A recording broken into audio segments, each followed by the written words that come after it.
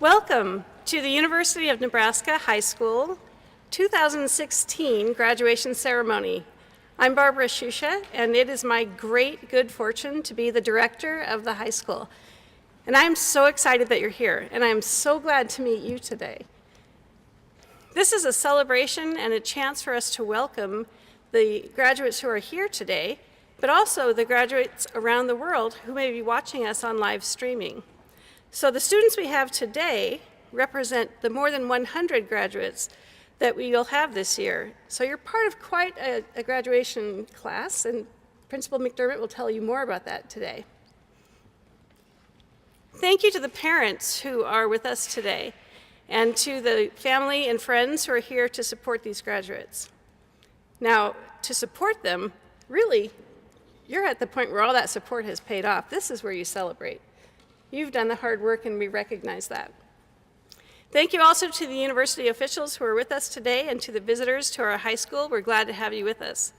And in particular, I want to recognize Mary Nemick, who is our leader of the online worldwide, the university online efforts, and she's a great supporter of our University of Nebraska high school students. So thank you, Mary, for being with us.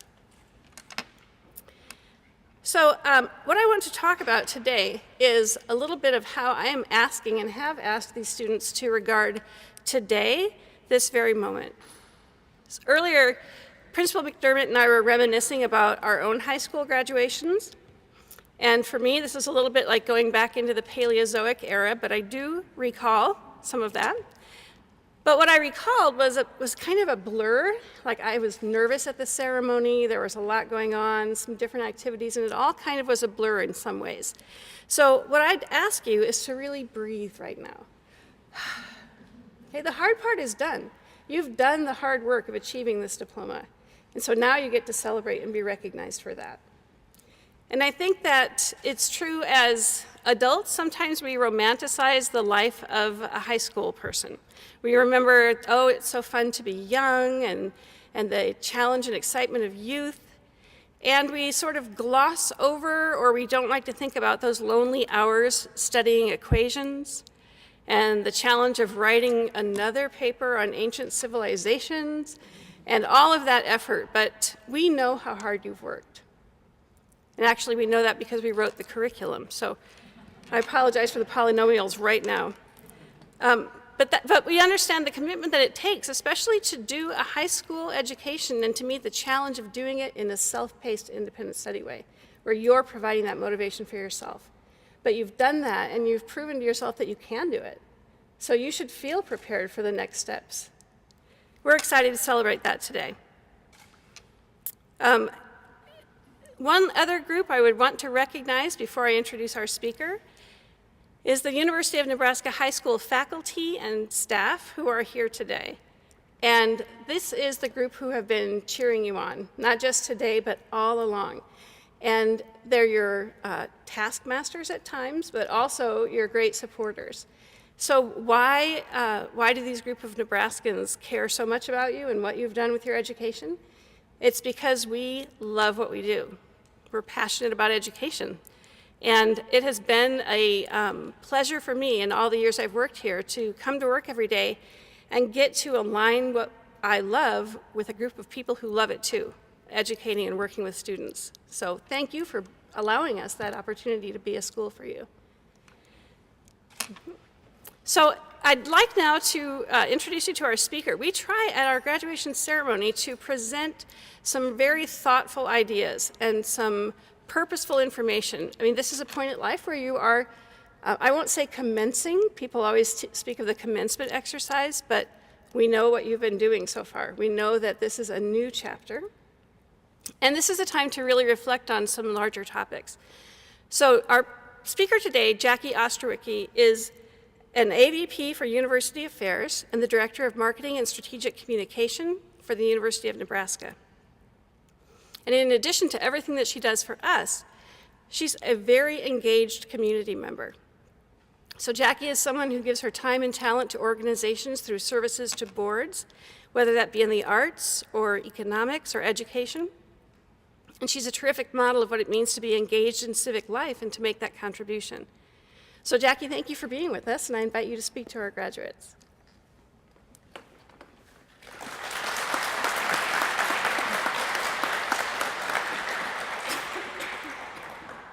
So Barbara, thank you for the warm welcome, and thank you for inviting me to speak today.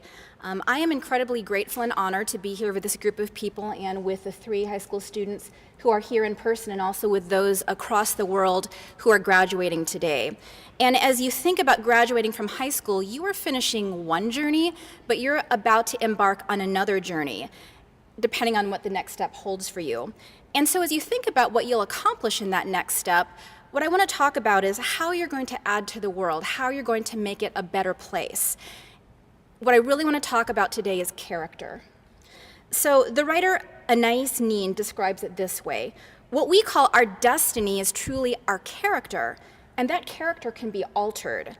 The knowledge that we are responsible for our actions and attitudes doesn't need to be discouraging, because it also means we are free to change this identity.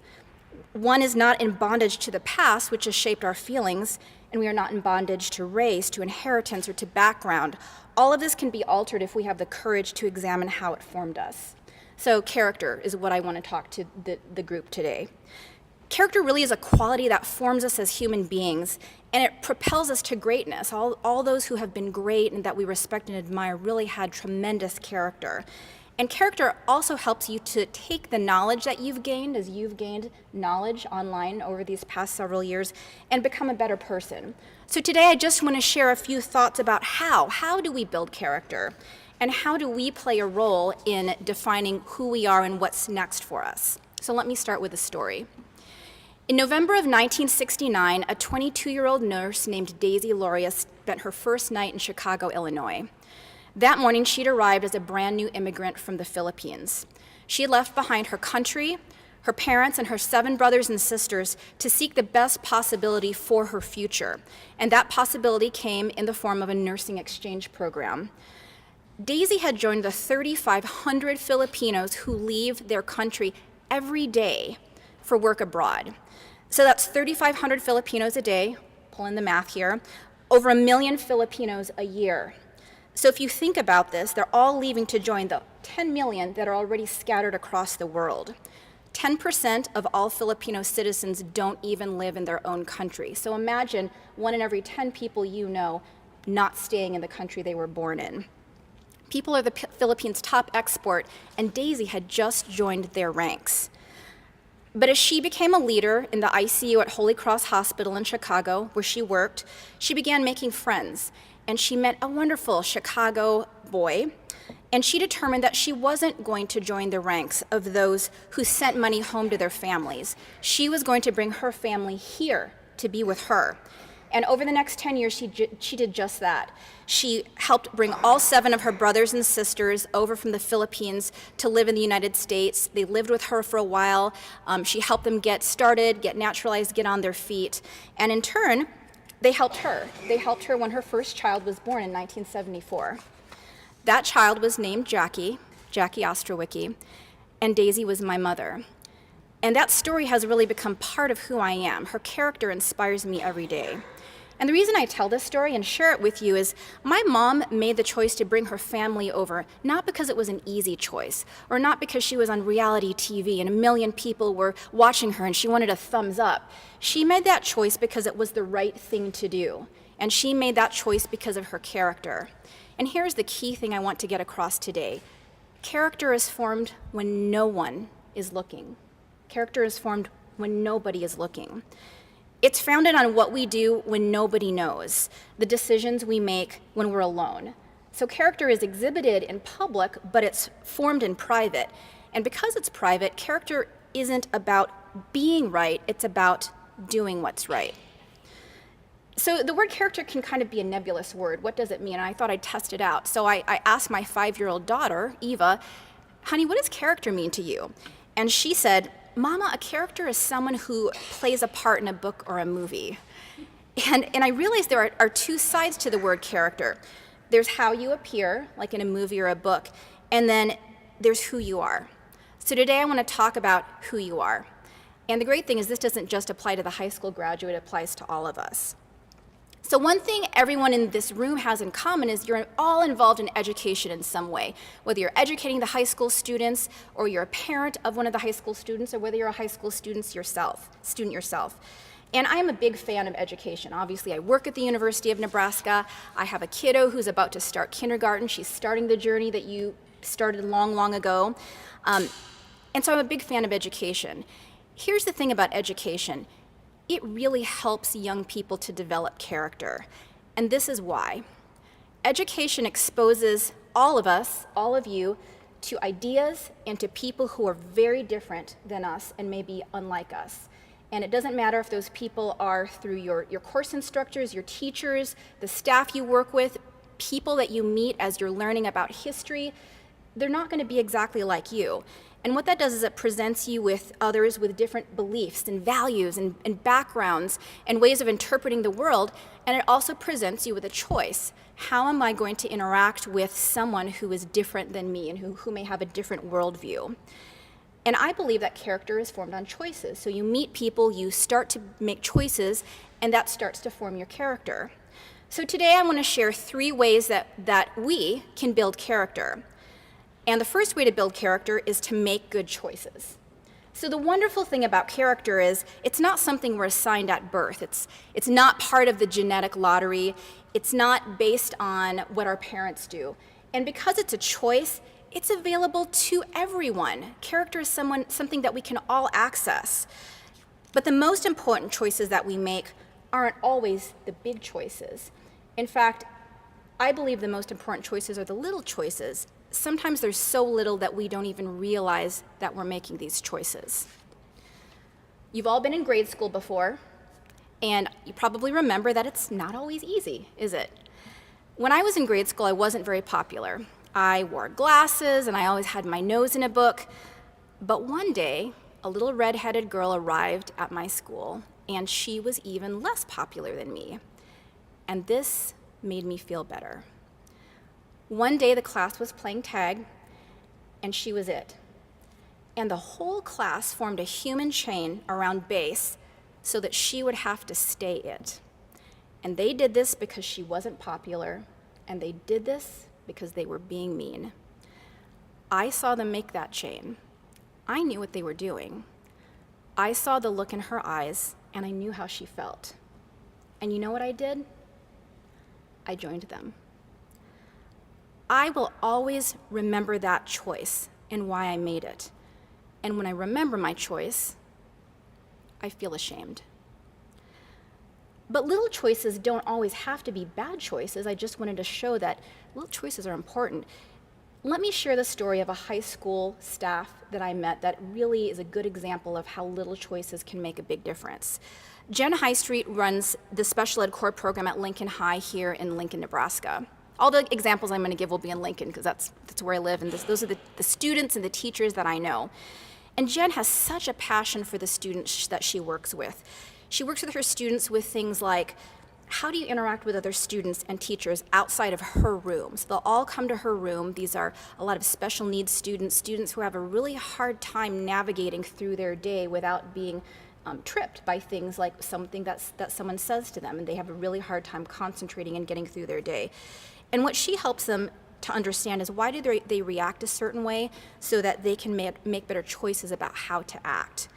And what Jen told me was her successes as a special ed core teacher can be really small ones. Sometimes, for example, success might be a student with anxiety getting through the day without being triggered.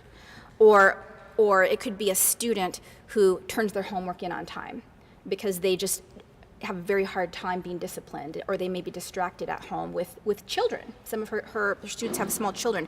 But she works with her kids on each choice that they make because she knows that small moments and small choices lead to big moments. And making one good choice makes it easier to make another good choice. So she knows that through showing her students how to make good choices and how to own those choices, she's really teaching them how to own their futures and how to own their lives. And what Jen does to help her students brings me to an observation about making choices. Good choices are formed on being compassionate, caring where other people are going through, and being willing to listen and act on what you hear. So another educator who's really helped me to understand that is Principal Deanne Curran. She's the principal at the elementary school that my daughter will be going to. So I'm going to talk to her a little bit about that. And she told me that everyone in her community of students is really encouraged to help others and to make compassionate choices. And she told me the story about a first grader who volunteered to help another first grader on how to get quietly through the halls from one place to another. So if you think back about being in first grade, and maybe some of you have other children who might be like this first grader, this first grader just had a hard time on getting quietly through the school. So they worked together in the halls from classroom to cafeteria, and the first grader who was the coach said to the other first grader, "Your feet just have to match my feet when we're walking." And I thought, your feet just have to match my feet when we're walking. What a sweet story. And compassion and character is really as simple as that. It's working through it together, and it's showing someone else how you do it so that they can do it themselves. It's something that simple. So the second way to build character is to practice it. Character is not just one choice that you make and then it's done. It's a constant series of choices that you'll make, not just every day, but throughout your lifetime, all the way up till your very last breath. Now, I'm a runner, and I just finished training for and running the Lincoln Half Marathon. And what I've noticed is when I don't stretch, or I don't do my short runs, or when I eat poorly, or when I don't get enough sleep, I can totally tell during my long run. And sometimes my long runs are awesome, and I feel on top of the world, and I run 10 miles, and I have a great pace. And sometimes I bonk 9 miles, and I have to call my husband to pick me up a mile from home because I just can't make it. And the interesting thing is character is the same way. You have to practice it over and over again. And when you practice, it can make it easier, and when you don't practice, it makes it harder. And this series of choices, this continuum of choices, is actually strengthened from tough times. You've probably been through tough times, and you're going to go through more tough times because life just is that way. And it's really easy to make the right choices or to make good choices when things are going swimmingly and you don't have challenges, but it's not easy when you're faced with tough situations or difficult decisions. But this is how character grows. It grows from adversity, and it's strengthened in hard times. So another high school student that I know that really embodies embracing and overcoming adversity is Christian Peralta. So he's a senior from Lincoln High here in Lincoln, Nebraska. And he came to Lincoln High 4 years ago. Hear me? All right. 4 years ago from Mexico. And when he arrived, he didn't speak a word of English. And he was also a little older than most freshmen. He was 17 when he started as a freshman here. But that didn't daunt him. Christian thought, how can I communicate with people and tell them how I feel when I can't speak their language? And you know what he did? He doubled down and he began to learn English. He volunteered to mentor new freshmen through a program at his high school. He served as a cultural ambassador to refugee students. He was part of a team who translates to parents who don't speak English at parent-teacher conferences. And he even took an AP class in American literature. Not that things have always been easy for Christian. So when he came to the United States, he moved out from his home for a while to work through some issues with his family. He was a little depressed about that. He missed his family, and he asked himself some really tough questions like, why am I here, and what is my purpose in this world? But here's the amazing thing about Christian. He never gave up. His principal said, Christian is the epitome of grit. He had every reason and every excuse to say, why finish school? It's too hard. It's too challenging. I just don't have the resources to do it. But Christian pressed on. And here's the thing. Christian didn't just press on. He did it with a smile on his face. He has done amazing things. He's inspired students at Lincoln High. He's had one of the best attitudes that his teachers have ever seen, and he graduated this May. And along the way, he's really inspired a host of other people, including his teachers. And what this told me was we can make tough choices when everything tells us that we can't or that it's not possible. Christian did it, you can do it, I can do it, we can do it.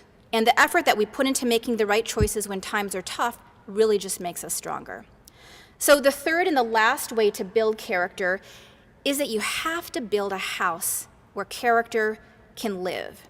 You have to create an environment where character can thrive and where character can succeed. So one Thursday evening, my 5-year-old daughter and I were getting ready for bed.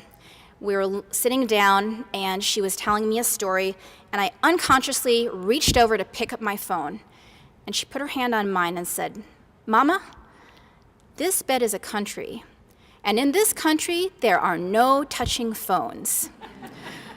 There are touching books and toys and giving hugs and cuddles, but there are no touching phones, and that's the rules of this country." And at 5, Eva instinctively knew how to help me build a house for character to live in. And she is not the only one that helped me. And that's the great thing about building a house for character to live in, is you don't have to do it alone. There are a host of other people that can help you, like my daughter or my mother. And everyone has that person or those people that can help them build a house for character to live in. Now, I'm really thankful for the help that others have given me, and in that spirit, I'd like to leave you with a few suggestions on ways that you can build your own house. They're just a start, and I certainly hope that you'll come up with your own ideas. So, first of all, we build a house for character to live in when we put others before ourselves. When we make choices that are based on what's best for others and not what's best for us, and when we dethrone ourselves from being the center of our world, and we put another person there. So that's the first way. The second way to build a house for character to live in is to listen and pay attention. That is actually incredibly hard, to listen and pay attention. And so many times when we're engaging with others, whether it's a parent or a brother or sister, a friend, a spouse, someone that we work with, a colleague, we're not really listening to them. We're thinking about what we're going to say next. And so a few things that work for me, I'll share them with you, is, first of all, the next time when someone talks to you, look them in the eye. It is really tough to think about your groceries or your to-do list when you're looking someone in the eye. Another thing is, don't change the subject until they're done with the conversation. And the third thing is, just don't think about other things besides what they're talking about. The third way, or the third suggestion to build a house for character to live in, is to focus on the good. There are so many things in this world that are terrible and that are heartbreaking and that are difficult and that are wrong. But there is also so much in the world that is beautiful and that is wonderful and that is good and that is inspiring. What we focus on expands. So let's focus on the good. Now with that, when I'm sitting in church on Sunday with my family, a lot of times my daughter will scoot over and put her hand up to my ear and say, "When will we be done?" So I wanted to let you know that I'm almost done. But first I wanted to thank you for spending time with me today. You're really here for these students, and I'm very honored that I was able to spend some time with this group today. These students have had the dedication and the discipline to take your classes and to finish high school in a very different environment than a lot of high school students. And that takes courage, it takes dedication. All of you in this room are on a journey, and you're thinking about what your next step is going to be. So as you leave this room and as you think about your next step, I wanted to leave you with some final words.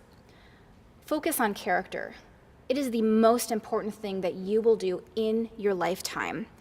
Choose character, practice character, build a house for character to live in.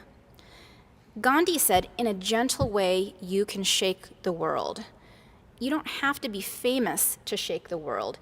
You just have to make the right choice, the tough choice, the choices that come your way when nobody's looking, day after day, day after day.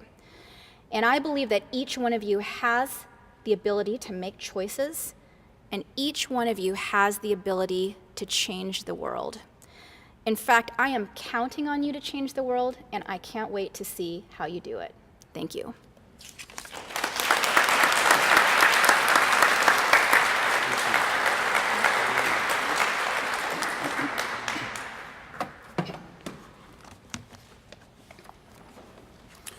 Well, the good news is this is not a teleprompter, but I do have some words that I want to share with you.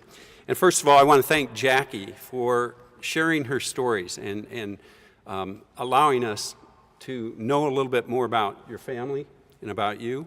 I appreciate that very much. The those important comments about character. At this time in our nation, we need to reflect on exactly what she is saying. So they're very timely. Well, good afternoon, everyone.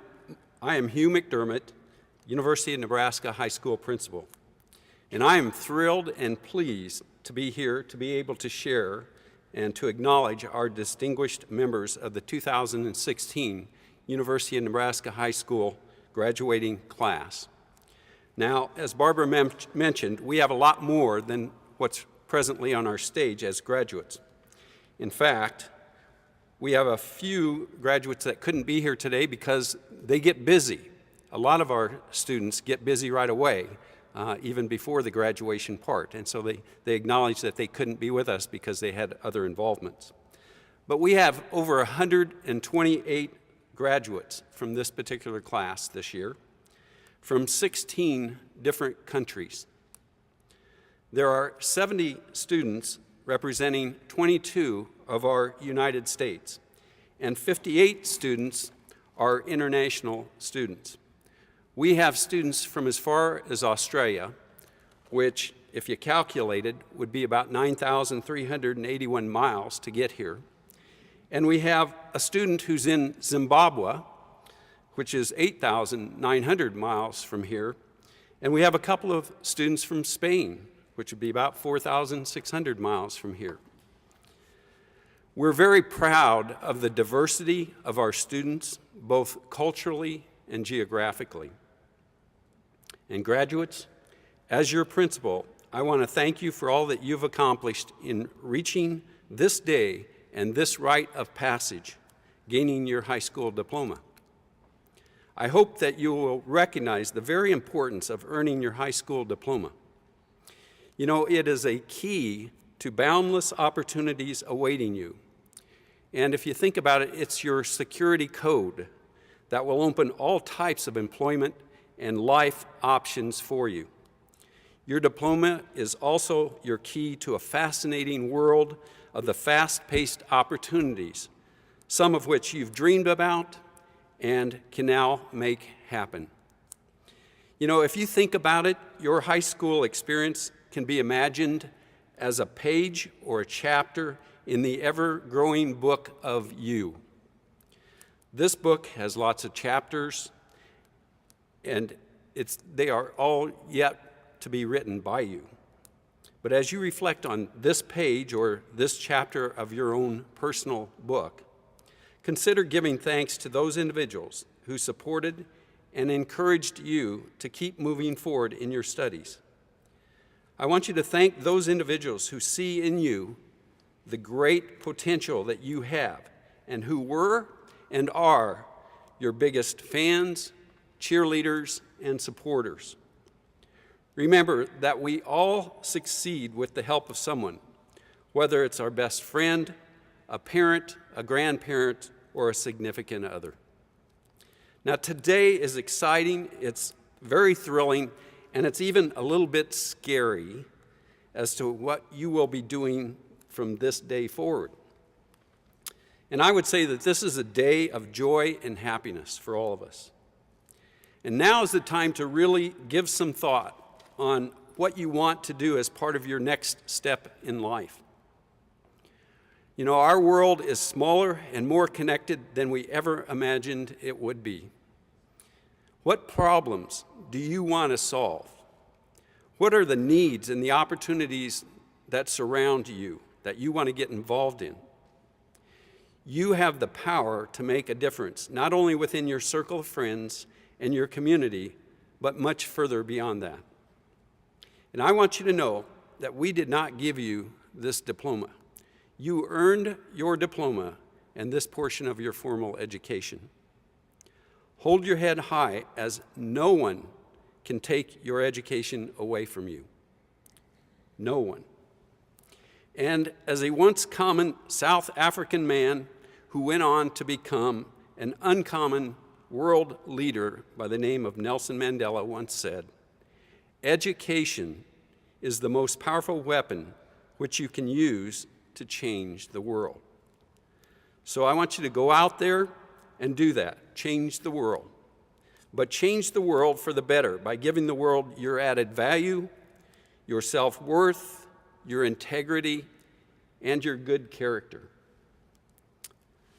Ladies and gentlemen and distinguished guests, as the principal of the University of Nebraska High School, and in accordance with the policies and procedures issued by the University of Nebraska High School, with the University of Nebraska High School members of the class of 2016, they have completed all the graduation requirements established by the UNHS in accordance with the University of Nebraska Board of Regents and with the Nebraska State Board of Education and the accreditation approval of Advanced Ed, and are here this afternoon on the 3rd of June in the year 2016 to receive their diploma at this time.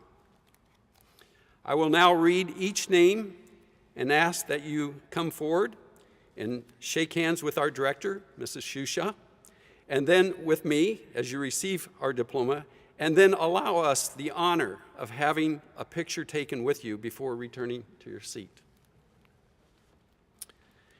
Andrew Kate.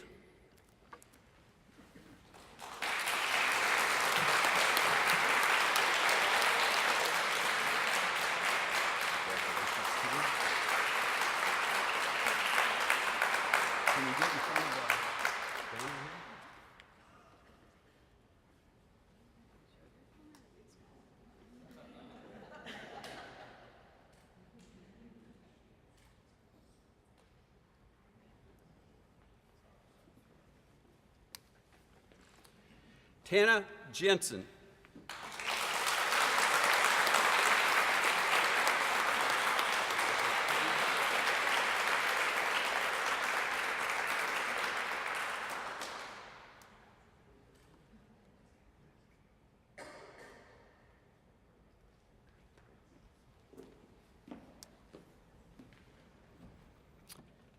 And Hannah Parsons.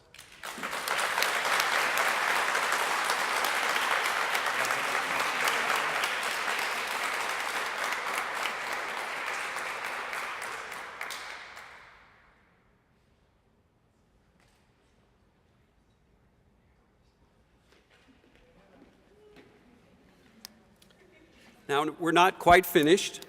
I'd like to have our three graduates please stand up.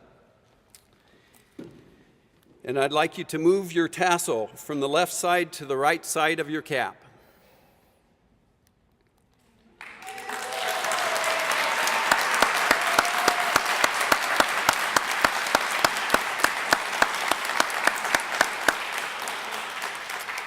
You are now an official UNHS graduate, class of 2016. Congratulations.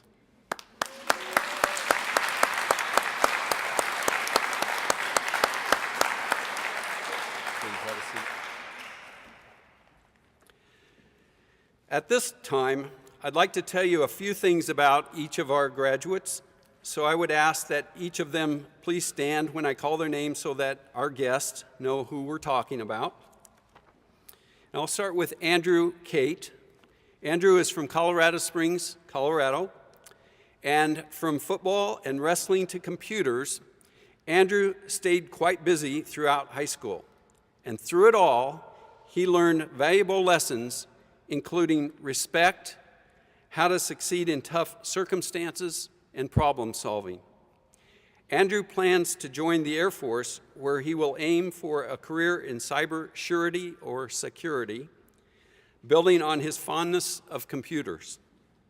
His time with UNHS has taught him how to be more independent and self-sufficient with his studies, which will serve him well in the future. Andrew, thank you so much for coming, and congratulations to for graduating from the high school.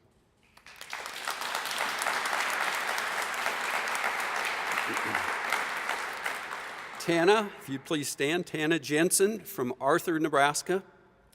Tana, we are blown away by your work ethic. Though she enjoys reading and playing piano, I'm not sure how she has much time for it, with 5 part-time jobs and at least 4 volunteer positions in her community. She says she loves to be busy, and I believe her. She plans to take this work ethic with her as she pursues her Bachelor's of Science in Nursing at Nebraska Methodist College of Nursing and Allied Health. Tana chose UNHS because she wanted to challenge and to become even better at time management and self-discipline. Tana, I'm pleased to say that the hard work has paid off. You are a high school graduate. Congratulations.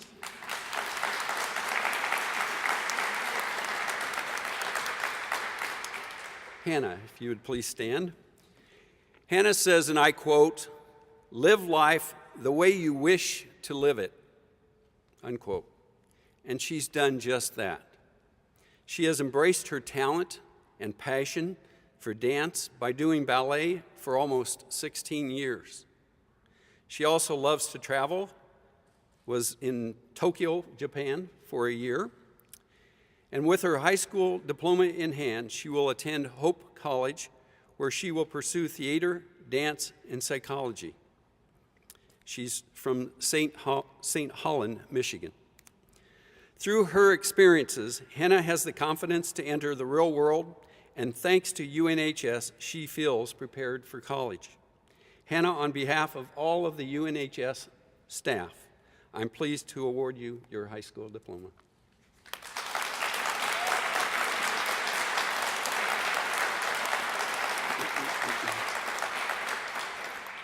Now, it has been a tradition at this time in our graduation ceremony to allow each of our graduates, if they would like, an opportunity to come to the microphone and share with us just a few words of reflection, if they were so inclined to do so. So at this time, I'll call each of your names and ask if you want to say something. Sometimes students acknowledge those who are close to them and have helped them get to this achievement, or they might share with us some of their plans, what they plan to do. So at this time, Andrew, would you like to share a few comments?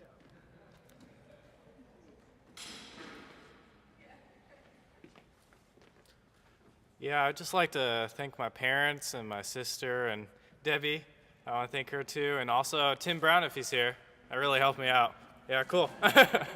Thanks a lot. But just like to thank my family again. I hope the Air Force pans out for me. That's all I have to say.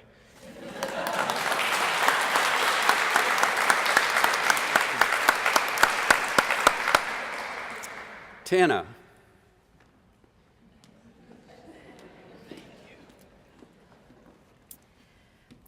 For Mom, I would just like to say thank you guys, since you forced me to be up here.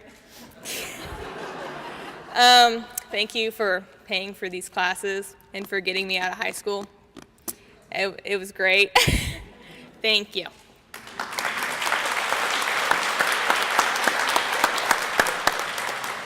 Hannah? That's fine. Okay. We do appreciate students sharing with us, and I really enjoyed the little bit of time that Barbara and I had to visit with our graduates before we started the ceremony. Students, you remind me and the UNHS staff why we love to do our work here at UNHS. At this time, I'd like to ask Barbara to return for some closing comments and some instructions.